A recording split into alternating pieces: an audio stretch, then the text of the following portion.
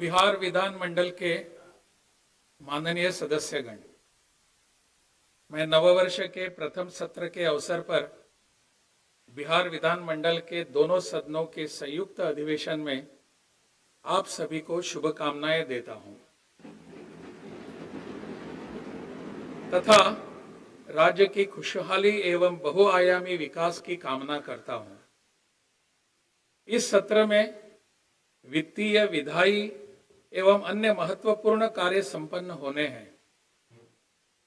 बिहार विधानमंडल के सभी सदस्यों से बिहार के विकास के लिए रचनात्मक भूमिका अदा करने की अपेक्षा करता हूं। आपके बहुमूल्य सुझाव एवं विमर्श से बिहार की प्रगति को बल मिलेगा।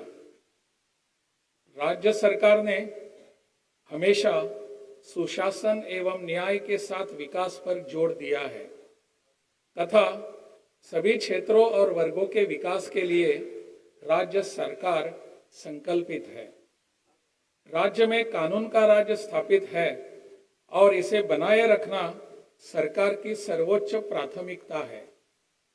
सरकार द्वारा अपराध नियंत्रण एवं विधि व्यवस्था संधारण के लिए सभी आयामों पर योजनाबद्ध तरीके से काम किया गया है। हर थाने के कार्य को दो हिस्सों जैसे कि एक केसों का अनुसंधान एवं विधि व्यवस्था संधारण में बांटा गया है तथा इसके लिए पुलिस कर्मियों एवं पदाधिकारियों को अलग अलग जिम्मेदारी दी गई है ताकि ठीक ढंग से कार्रवाई हो सके। पुलिस के लिए वाहन एवं अन्य आवश्यक संसाधन उपलब्ध कराए जा रहे हैं। वर्ष 2005 में बिहार पुलिस में कार्यरत बल की संख्या काफी कम थी। कुल 72,410 स्वीकृत पदों के विरुद्ध 42,481 पुलिसकर्मी कार्यरत थे। कानून व्यवस्था को और बेहतर बनाने के लिए पुलिस बल की संख्या में बढ़ोतरी की गई है।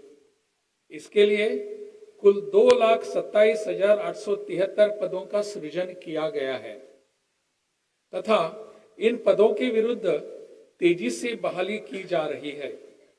वर्तमान में राज्य में पुलिस बल की संख्या बढ़कर लगभग 1,10,000 हो गई है। इसके अलावा पुलिस के कुल 21,391 रिक्त पदों पर नियुक्ति की कार्रवाई प्रक्रियाधीन है तथा शेष पदों पर भी शीघ्र नियुक्ति की जाएगी। सभी पदों पर बहाली होने के बाद राज्य में पुलिस कर्मियों की संख्या प्रति लाख आबादी पर 170 से भी अधिक हो जाएगी, जो बिहार की आबादी एवं क्षेत्रफल के हिसाब से पर्याप्त है। विविध व्यवस्था को सुदृढ़ करने के लिए राज्य में 2005 से अब तक कुल 297 नए थानों का सृजन किया गया है। साथ ही 28 जिलों में यातायात थानों तथा 44 साइबर थानों का सृजन भी किया गया है। आपातकालीन स्थिति से निपटने के लिए डायल 112 की इमरजेंसी सेवा प्रारंभ की गई है। इस व्यवस्था के अंतर्गत किसी भी प्रकार की आपातकालीन स्थिति जैसे कि अपराध की घटना, आग लगने की घटना, वाहन दुर्घटना की स्थिति में या महिला, बच्चों एवं वरिष्ठ नागरिकों की सुरक्षा से संबंधित स्थिति में बिहार के किसी भी कोने से कोई भी पीड़ित व्यक्ति 112 नंबर पर निःशुल्क कॉल कर सकता है। पहले यह व्यवस्था जिला मुख्यालयों एवं शहरी क्षेत्रों में ही लागू थी। अब इसका विस्तार पूरे राज्य में किया जा रहा है। राज्य सरकार द्वारा पिछले कार्यकाल में विकसित बिहार के 7 निश्चय कार्यक्रम लागू किए। हर घर तक बिजली पहुंचा दी गई है। हर घर नल का जल, हर घर तक पक्की गली नाली, हर घर में शौचालय तथा टोलों का ग्रामीण सड़कों से जोड़ने का काम लगभग पूरा हो गया है। कुछ क्षेत्रों में जो भी काम छूटे हैं उन्हें भी तेजी से कराया जा रहा है। हर घर नल का जल के काम को 2 हिस्सों में कराया गया। जिन वार्डों में पेयजल की गुणवत्ता आयरन, आर्सेनिक तथा फ्लोराइड से प्रभावित थी, उनका काम लोक स्वास्थ्य अभियंत्रण विभाग द्वारा तथा अन्य वार्डों के काम पंचायतों एवं नगर निकायों द्वारा कराया गया। अब ग्रामीण एवं नगर क्षेत्रों में हर घर नल का जल योजना का मेंटेनेंस एवं छूटे हुए वार्डों का पूरा काम लोक स्वास्थ्य अभियंत्रण विभाग द्वारा कराया जा रहा है। 7 निश्चय 2 के तहत योजनाओं का क्रियान्वयन जारी है।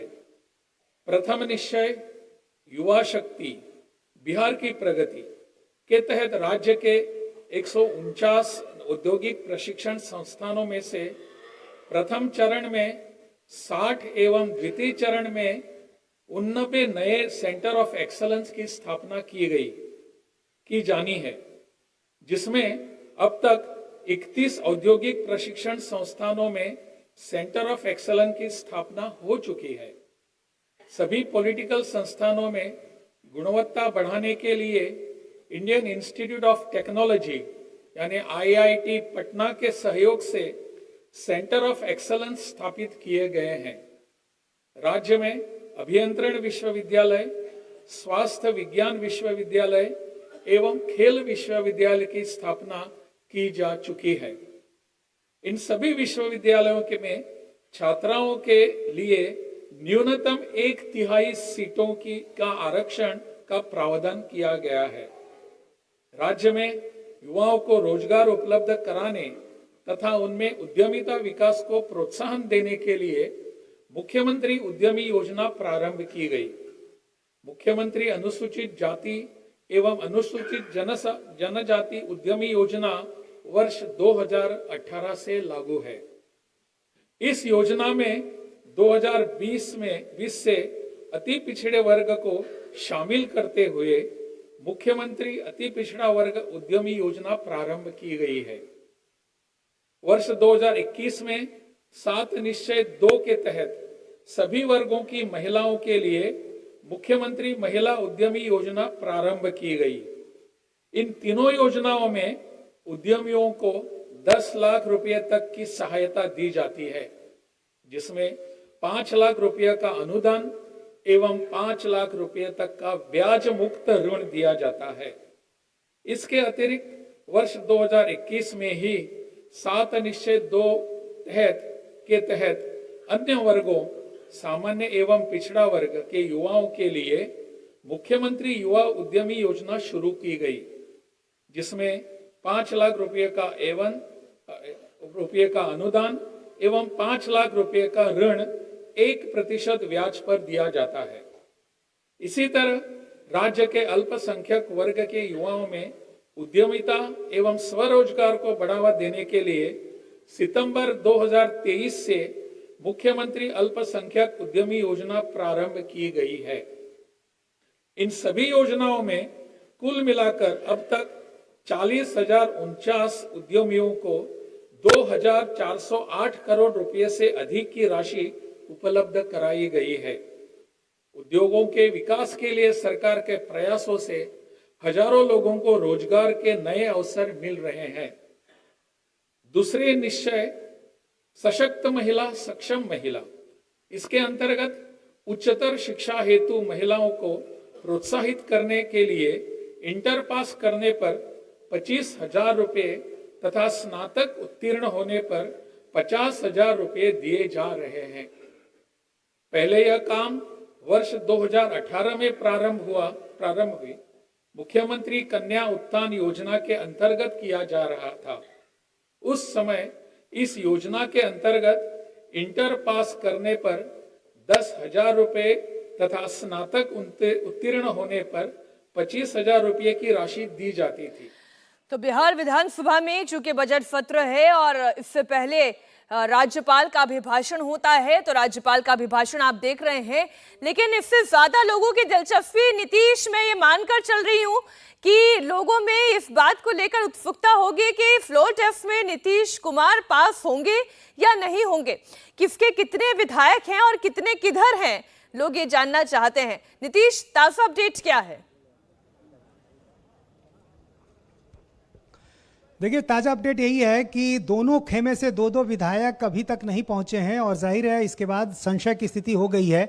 और आरजेडी की तरफ से तो ये आरोप भी सामने आ गया है। शक्ति यादव ने एक वीडियो जारी किया है और उसके जरिए ये आरोप लगाया है कि दो विधायक उनके सत्तारूढ़ दल के सचेतक के कमरे में बिठाए गए हैं। आखिर वहां ये क्यों बिठाए गए हैं? उनका आरोप है कि उनको धमकी दी जा रही है। उनका ये आरोप है कि उनसे ज़बरदस्ती साइन करवाया जा रहा है। तो आरजेडी की तरफ से जब ये बातें आ गई तो ये साफ तौर पर दिखा रहा है कि महागठबंधन खेमे से दो विधायक का झटका उनको लग चुका है। चेतन आनंद, जो कि पूर्व सांसद आनंद मोहन के बेटे हैं, और मोकामा से सांसद नीलम देवी, जो बाहुबली नेता अनंत सिंह की पत्नी है, दोनों मुख्य सचेतक के कमरे में हैं। और जाहिर है इस आरोप के बाद और इस सच्चाई के बाद अब महागठबंधन के लिए ये अच्छी खबर नहीं है। लेकिन दूसरी तरफ एनडीए में भी कुछ विधायक अभी तक नहीं पहुंचे हैं। जिन विधायकों को लेकर चर्चाएं हो रही थी उन विधायकों में बीमा भारती अभी तक नहीं पहुंची हैं।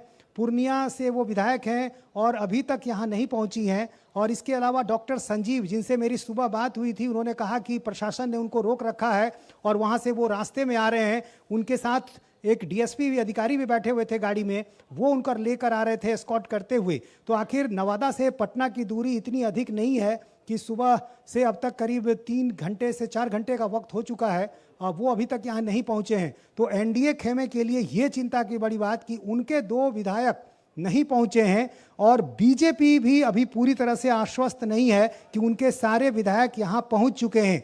भागीरथी देवी एक बीजेपी की महिला विधायक, उनके मोबाइल पर मैंने अभी फ़ोन किया था, उनके बेटे ने कहा कि मुझे नहीं मालूम है कि मां कहां है।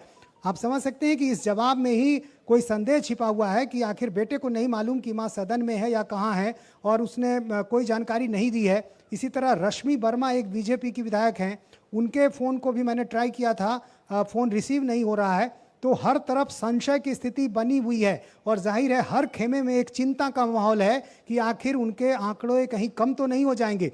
और इसलिए एनडीए की तरफ से ये तो साफ दिख रहा है कि यदि दो विधायक उनके फिलहाल नहीं हैं तो दो विधायक की व्यवस्था उन्होंने कर ली है। आरजेडी के दो विधायक टूट चुके हैं। तो देखिए, अगर आप इतने नाम गिना रहे हैं और नदारद बता रहे हैं और संख्या को लेकर अगर नीतीश बीजेपी भी पूरी तरीके से कॉन्फिडेंट नहीं है, तब तो ये सवाल